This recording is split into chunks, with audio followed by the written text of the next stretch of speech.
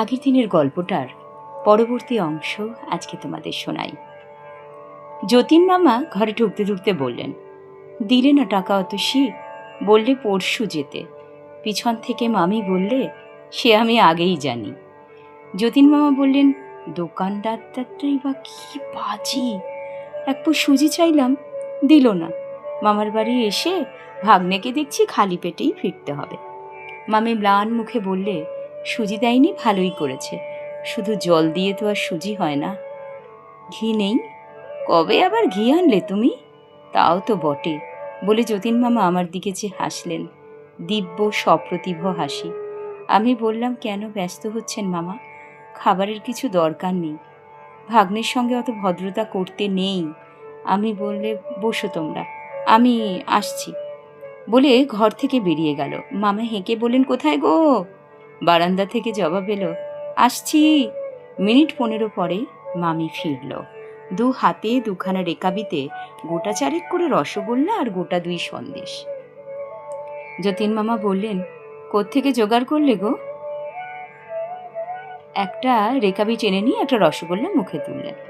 অন্য রেকাবিটা আমার সামনে রাখতে রাখতে মামি বললে, তা দিয়ে তোমার দরকার কি? যতীন মামা নিশ্চিন্তভাবে বললেন, কিছু না, যা খিদেটা পেয়েছে, ডাকাতি করেও যদি এনে থাকো কিছু দোষ হয়নি। স্বামীর প্রাণ বাঁচাতে সাধ্যি অনেক কিছুই করে। আমি কুণ্ঠিত হয়ে বলতে গেলাম, কেন মিথ্যে? বাধা দিয়ে মামি বললে, আবার যদি ওইসব শুরু করো ভাগ্নে, আমি কেঁদে ফেলবো। আমি নিঃশব্দে খেতে আরম্ভ করলাম। মামি ও ঘর থেকে 2 এনামেলের গ্লাসে জল এনে দিলেন। প্রথম রসগোল্লাটা গিলেই মামা বললেন, পাক, কি বিশ্রী রসগোল্লা, রইল পড়ে, খেও তুমি, নয়তো ফেলে দিও দেখি। সন্দেশটা কেমন? সন্দেশ মুখে দিয়ে বলেন, হ্যাঁ এই জিনিসটা ভালো, এটা খাবো। বলে সন্দেশ 2 তুলে নিয়ে রেকাবিটা ঠেলে দিয়ে বলেন, যাও, তোমার সুজির ঢিবি ফেলে দিও খন নর্দমায়। অতসী মামি চোখ ছল ছল করে এলো। মামার ছলটুকু আমাদের কারোর কাছে গোপন রইল না। কেন সেম খাসা রসগোল্লাও মামার কাছে সুজির ঢিবি হয়ে গেল, বুঝে আমার চোখে প্রায় জল আসবার উপক্রম হলো। মাথা নিচু করে রেকাবিটা শেষ করলাম। মাঝখানে একবার চোখ তুলতেই নজরে পড়ল, মামি আমার রেকাবিটা দরজার ওপরে তাকে তুলে রাখছে। সন্ধ্যার অন্ধকার ঘনিয়ে এলে মামি ঘরে ঘরে প্রদীপ দেখালো, ধুনো দিল। আমাদের ঘরে একটা প্রদীপ জ্বালিয়ে দিয়ে মামি চুপ করে দাঁড়িয়ে কি যেন ভাবতে লাগলো। যতীন মামা হেসে বললেন, আরে লজ্জা কিসের, নিত্যকার অভ্যাস, বাদ পড়লে রাতে ঘুম হবে না, ভাগ্নের কাছে লজ্জা করতে নেই। আমি বললাম, আমি না হয়। মামি বলে, বসো, উঠতে হবে না, অত লজ্জা নেই আমার, বলে গলায় আঁচল দিয়ে মামার পায়ের কাছে মাটিতে মাথা ঠেকিয়ে প্রণাম করলো। লজ্জায় সুখে তৃপ্তিতে আরক্ত মুখখানি দিয়ে অতসী মামি যখন উঠে দাঁড়ালো, আমি বললাম, দাঁড়াও মামি, একটা প্রণাম করে নি। মামি বলেন, না না, ছি ছি। বলেন, ছি ছি নয় মামি, আমার নিত্যকার অভ্যাস না হতে পারে, কিন্তু তোমায় প্রণাম না করে যদি আজ বাড়ি ফিরি, রাত্রে আমার ঘুম হবে না ঠিক। বলে মামির পায়ে হাত দিয়ে প্রণাম করলাম। যতীন মামা হো হো করে হেসে উঠলেন। মামি বললে, দেখো তো ভগবান ভাগ্নের কাণ্ড। যতীন মামা বললেন, ভক্তি হয়েছে গো, সকাল সন্ধ্যা স্বামীকে প্রণাম করো জেনে শ্রদ্ধা হয়েছে ভাগ্নের। কি যে বলো, বলে মামি পলায়ন করলো। বারান্দা থেকে বলে গেল, আমি রান্না করতে গেলাম। যতীন মামা বললেন, এইবার বাঁশি শোনো। আমি বললাম, থাকবে, কাজ নেই মামা, শেষে আবার রক্ত পড়তে আরম্ভ করবে। যতীন মামা বললেন, তুমিও শেষে ঘ্যান ঘ্যান প্যান প্যান আরম্ভ করলে ভাগ্নে? রক্ত পড়বে তো কি হয়েছে, তুমি শুনলেও আমি বাজাবো, না শুনলেও বাজাবো, খুশি হয় রান্নাঘরে মামির কাছে বসে কানে আঙুল দিয়ে থাকোগে। কাঠের বাক্সটা খুলে বাঁশের কাঠের কেসটা বার করলেন, বললেন, বারান্দায় চলো, ঘরে বড় শব্দ হয়। নিজেই বারান্দায় মাদুরটা তুলে এনে বিছিয়ে নিলেন, দেয়ালে ঠেস দিয়ে বসে বাঁশিটা মুখে তুললেন। হঠাৎ আমার মনে হলো, আমার ভেতরে যেন একটা উন্মাদ, একটা খ্যাপা উদাসীন ঘুমিয়েছিল, আজ বাঁশির সুরের নাড়া জেগে উঠল। বাঁশির সুরে এসে লাগে কানে, কিন্তু আমার মনে হলো বুকের তলে যেন সাড়া পৌঁছে গেছে, একটা কোনো সাড়া। আর আকাশকে বাতাসকে মৃদুভাবে স্পর্শ করতে করতে যেন দূরে, বহু দূরে, যেখানে গোটা কয়েক তারা ফুটে উঠেছে দেখতে পাচ্ছি, সেইখানে স্বপ্নের মায়ার মধ্যে লয় পাচ্ছে। অন্তরে ব্যথা বোধ করে আনন্দ পাবার যতগুলো অনুভূতি আছে, বাঁশির সুর যেন তাদের সঙ্গে কোলাকুলি আরম্ভ করেছে। বাঁশি শুনেছি ঢের, বিশ্বাস হয়নি এই বাঁশি বাজিয়ে একজন একদিন এক কিশোরীর কুল, মান, লজ্জা, ভয় সব ভুলিয়ে দিয়েছিল, যমুনাতে উজান বইয়েছিল। আজ মনে হলো আমার যতীন মামার বাঁশিতে সমগ্র প্রাণ যদি আচমকা জেগে উঠে নিরর্থক এখন ব্যাকুল হয়ে ওঠে, তবে সে বিশ্ব বাঁশির বাদকের পক্ষে ওই দুটি কাজ আর এমন কি কঠিন। দেখি মামি কখন এসে নিঃশব্দে ওদিকের বারান্দায় বসে পড়েছে। খুব সম্ভব ওই ঘরটাই রান্নাঘর, কিংবা রান্নাঘরে যাবার পথ ওই ঘরের ভেতর দিয়ে। যতীন মামার দিকে চেয়ে দেখলাম খুব সম্ভব সংজ্ঞা নেই। এ যেন একটা সুরের ভাবনা, এ যেন মামি কখন এসে যেন দাঁড়িয়ে রইল। কতক্ষণ বাঁশি চলেছিল ঠিক মনে নেই, বোধহয় ঘন্টা দেড়েক হবে। হঠাৎ এক সময় বাঁশি থামিয়ে যতীন মামা ভয়ানক ভয়ানক একটা সমাধি পেয়ে গেছে। যতীন মামার দিকে চেয়ে দেখলাম, কতক্ষণ বাঁশি চলেছিল ঠিক মনে নেই, বোধহয় ঘন্টা দেড়েক হবে। হঠাৎ একসময় বাঁশি থামিয়ে যতীন মামা ভয়ানক কাশতে আরম্ভ করলেন, ভয়ানক কাশি। বারান্দার ক্ষীণ আলোতেও বুঝতে পারলাম মামার মুখ চোখ অস্বাভাবিক রকম লাল হয়ে উঠেছে। অতসী মামি বোধহয় প্রস্তুত ছিল, জল আর পাখা নিয়ে ছুটে এলো। খানিকটা রক্ত তুলে মামি শুশ্রূষায় যতীন মামা অনেকটা সুস্থ হলেন। মাধুরের ওপর একটা বালিশ পেতে আমি তাকে শুইয়ে দিলাম। পাখা নেড়ে নীরবে হাওয়া করতে লাগলো।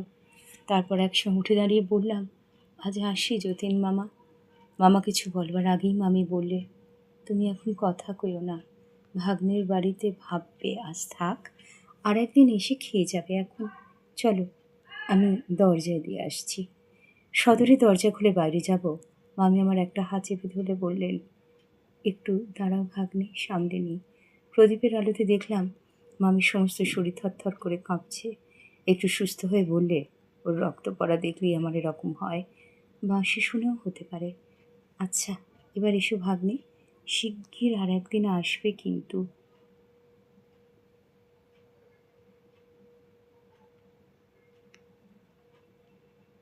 বললাম, মামার বাঁশি ছাড়তে পারি কিনা একবার চেষ্টা করে দেখবো মামি। আমি ব্যগ্র কণ্ঠে বলবে, পারবে তুমি? যদি পারো ভাগ্নে, শুধু তোমার যতীন মামাকে নয়, আমাকেও প্রাণ দেবে।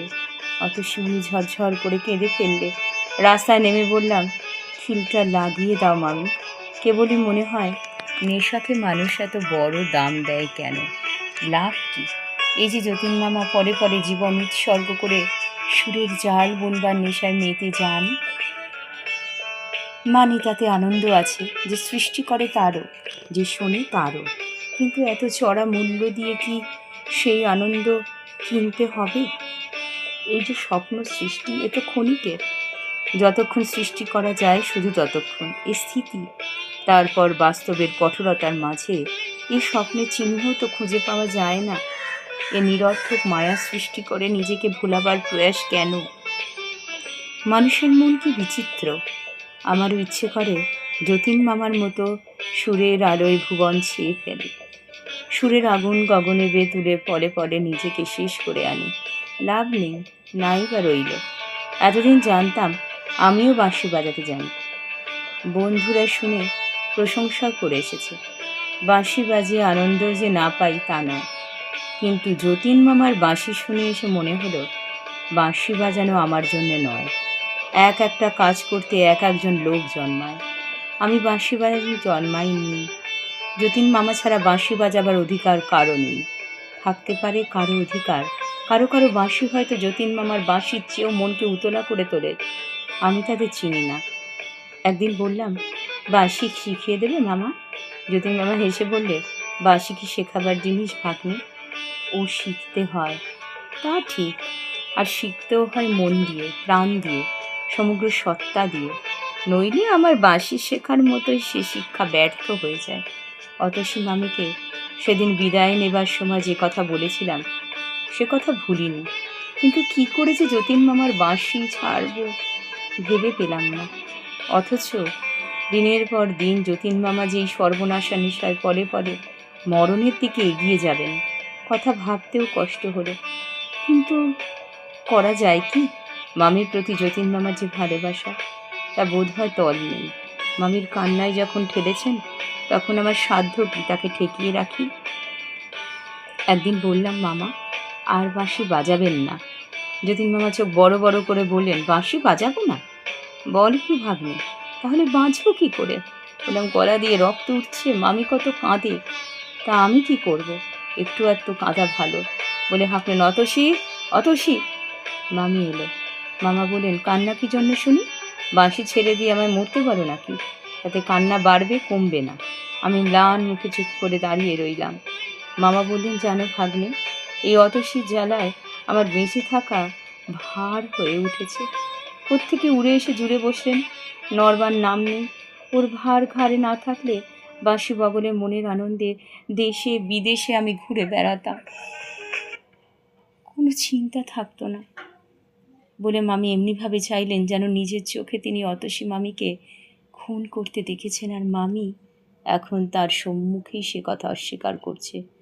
মামির চোখে জল এলো। সুচরিত কণ্ঠে বললেন, অমন করো তো আমি একদিন। মামা একেবারে জল হয়ে গেলেন।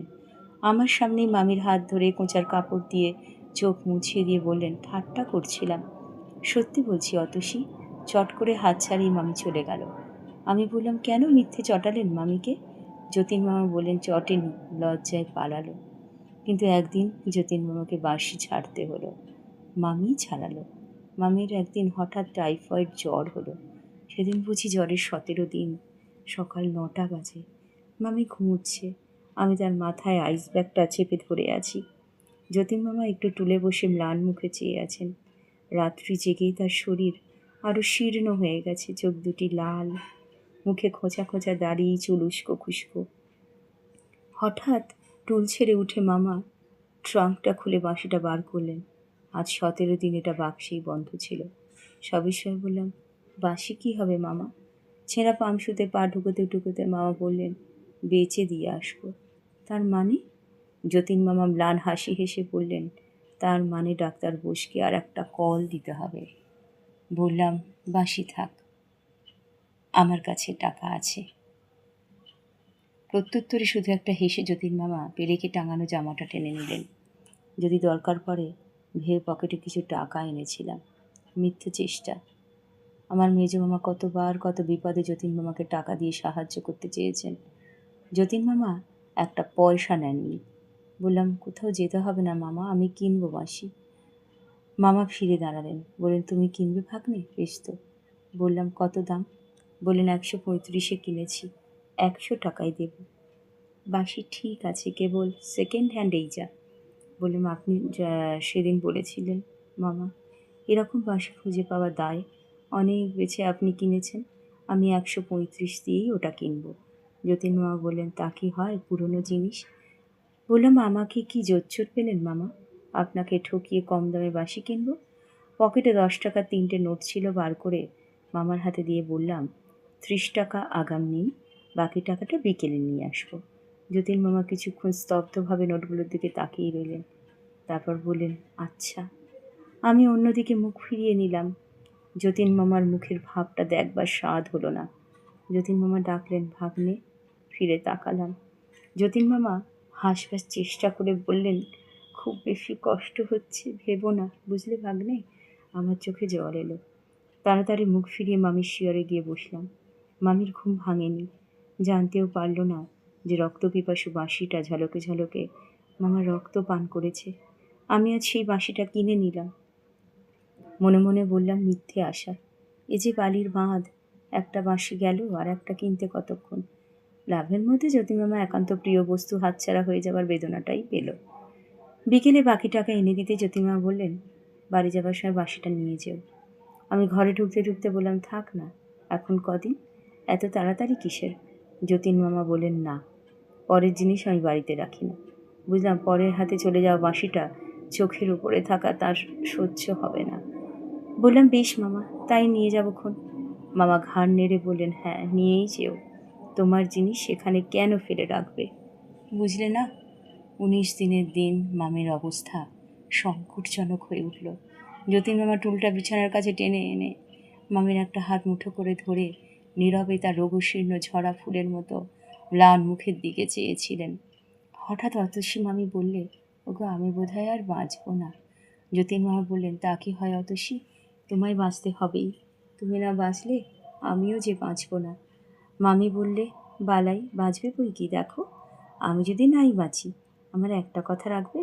যতীন মামা নত হয়ে বললেন, রাখবো, বলো। বাঁশি বাজানো ছেড়ে দিও। তিল তিল করে তোমার শরীর ক্ষয় হয়ে দেখে ওপারে গিয়েও আমার শান্ত থাকবে না। রাখবে আমার কথা? মা বললেন, তাই হবে অতসী, তুমি ভালো হয়ে ওঠো, আমি আর বাঁশি ছোব না। মামি শীর্ণ ঠোঁটে সুখের হাসি ফুটে উঠল। মামার একটা হাত বুকের ওপর টেনে শ্রান্তভাবে মামি চোখ বুঝল। আমি বুঝলাম যতীন মামা আজ তার রোগশয্যাগতা অতসীর জন্য কত বড় একটা ত্যাগ করলেন। অতি মৃদুস্বরে উচ্চারিত ওই কটা কথা, তুমি ভালো হয়ে ওঠো, আমি আর বাঁশি ছোব না। অন্যে না বুঝুক, আমি তো যতীন মামাকে চিনি, আমি জানি, অতসী মামিও জানে ওই কথা কটির পেছনে কতখানি জোর আছে। বাঁশি বাজাবার জন্য মন উন্মাদ হয়ে উঠলেও যতীন মামা আর বাঁশি ছোবেন না। শেষ পর্যন্ত মামি ভালো হয়ে উঠল। যতীন মামার মুখে হাসি ফুটল। আমি যেদিন পথ্য পেল সেদিন হেসে মামা বললেন, কি গো, বাঁচবে না বলে? অমনি মুখের কথা কি না, যে চাড়াল খুড়োর কাছ থেকেই তোমায় ছিনিয়ে এনেছি, জম বেটা তো ভালো মানুষ। আমি বললাম, চাড়াল খুড়ো আবার কে মামা? মা বললেন, তুমি জানো না বুঝি, সে এক দ্বিতীয় মহাভারত। আমি বললে, গুরু নিন্দা করো না। মা বললেন, গুরু নিন্দা কি, গুরুতর নিন্দা করব। ভাগ্নেকে দেখাও না অতসী তোমার পিঠের দাগটা। মামির বাধা দেওয়া সত্ত্বেও মামা ইতিহাসটা শুনিয়ে দিলেন।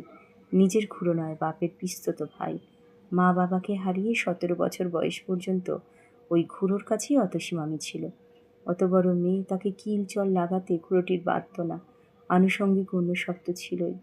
খুড়োর মেজাজের একটা অক্ষয় চিহ্ন আজ পর্যন্ত মামির পিঠে আছে। পাশের বাড়িতে এই যতীন মামা বাঁশি বাজাতেন আর আকণ্ঠ মদ খেতেন। প্রায় খুড়োর গর্জন আর অনেক রাতে মামির চাপা কান্নার শব্দে তার নেশা ছুটে যেত। নিতান্ত চোটে একদিন মেয়েটাকে নিয়ে পলায়ন করলেন এবং বিয়ে করে ফেললেন। মামার ইতিহাস বলা শেষ হলে অতসী মামি ক্ষীণ হাসি হেসে বললে, তখন কি জানি মদ খায়, তাহলে কখনো আসতাম না।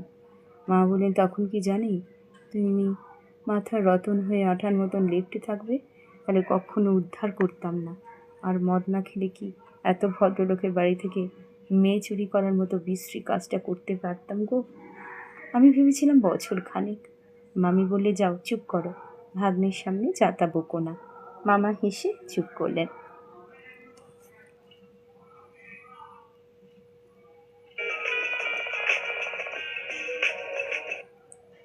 মাস 2 পরের কথা।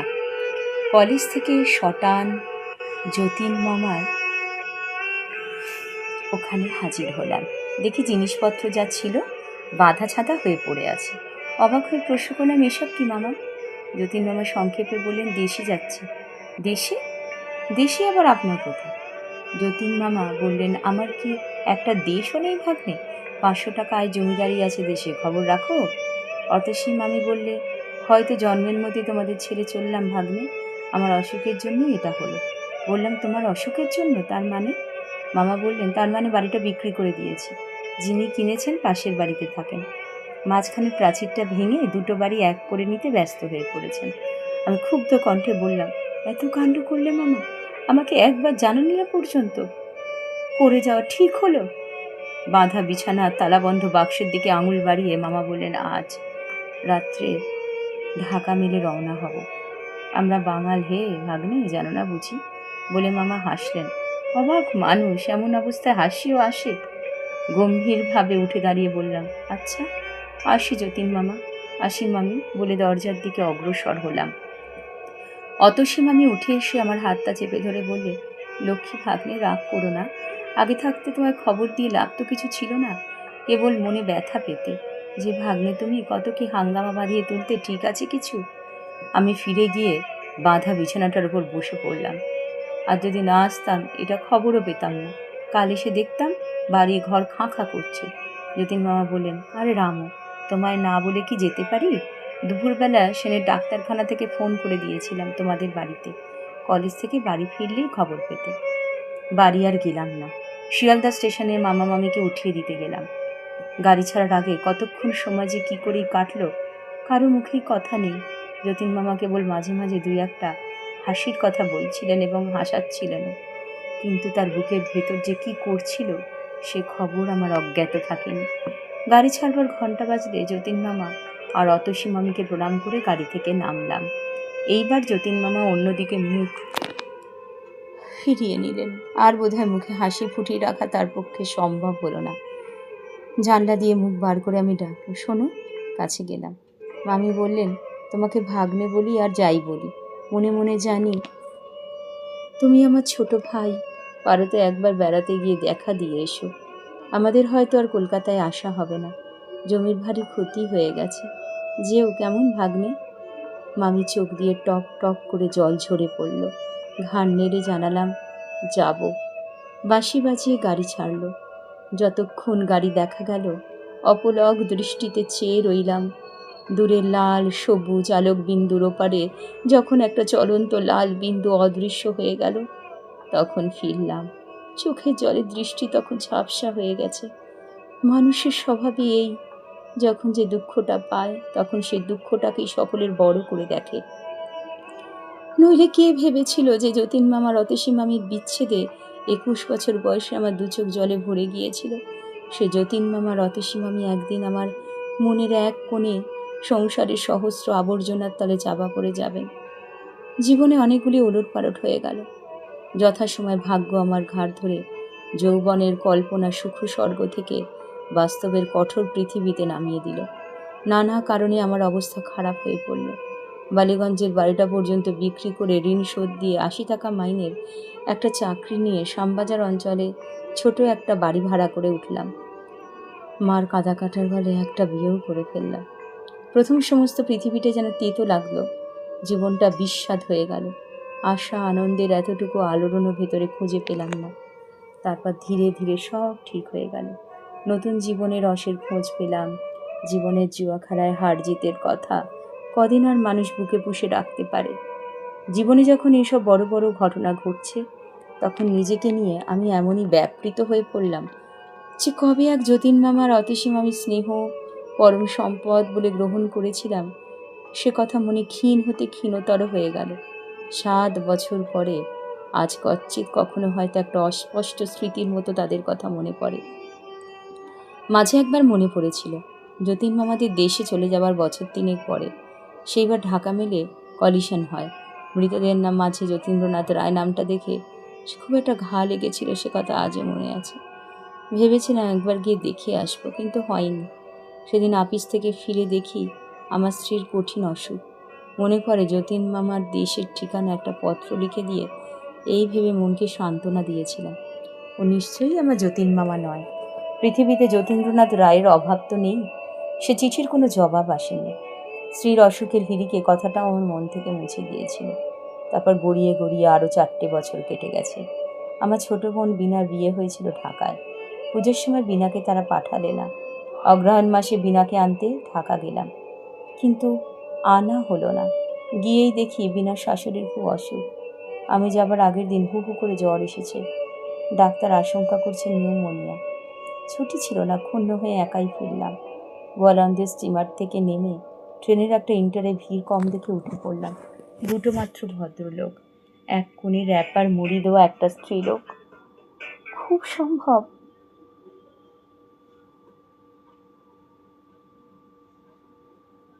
সেটা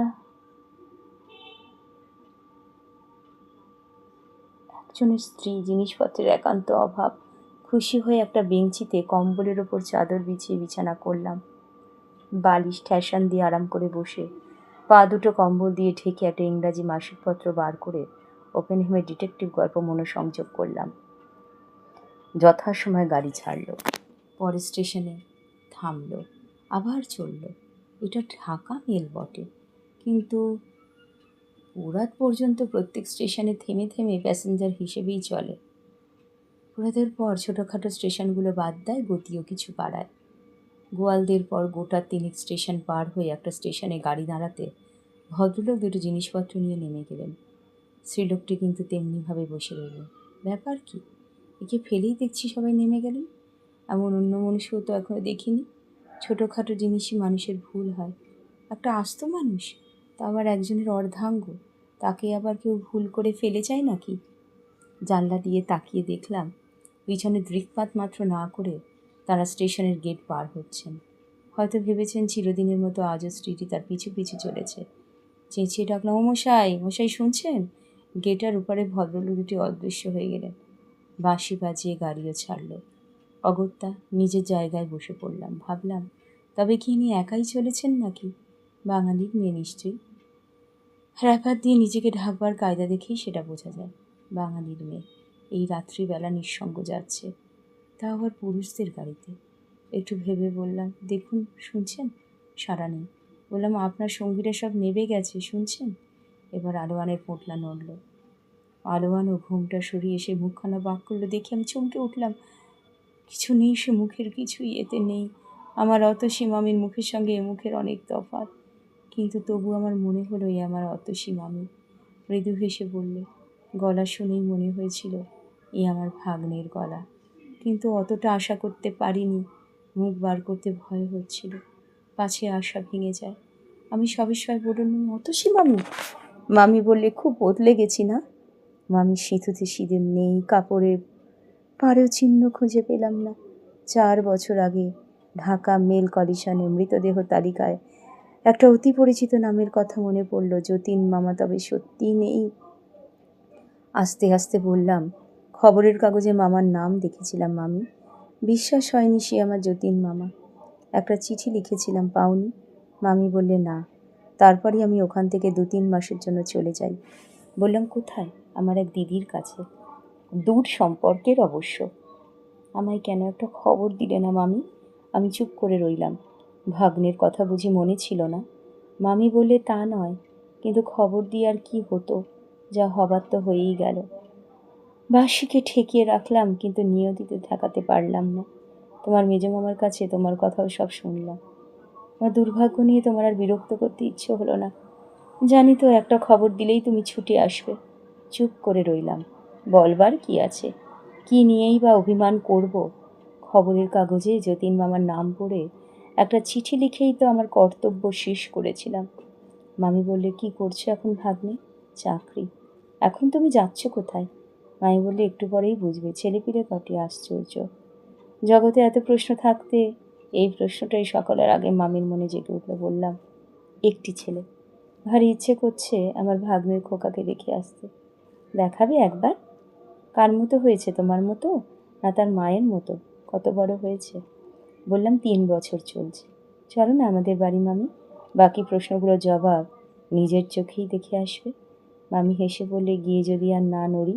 বললাম, তেমন ভাগ্য কি হবে? কিন্তু সত্যি কোথায় চলেছ মামি? এখন থাক কোথায়? মামি বললে, থাকি দেশেই। কোথায় যাচ্ছি একটু পরে বুঝবে। ভালো কথা। সেই বাঁশিটা কি হলো ভাগ্নে? এইখানে আছে, এইখানে, এই গাড়িতে? বললাম, হুম। আমার ছোটো বোন বিনাকে আনতে গিয়েছিলাম, সে লিখেছিল বাঁশিটা নিয়ে যেতে। সবাই নাকি শুনতে চেয়েছিল। আমি বলি, তুমি বাজাতে জানো নাকি?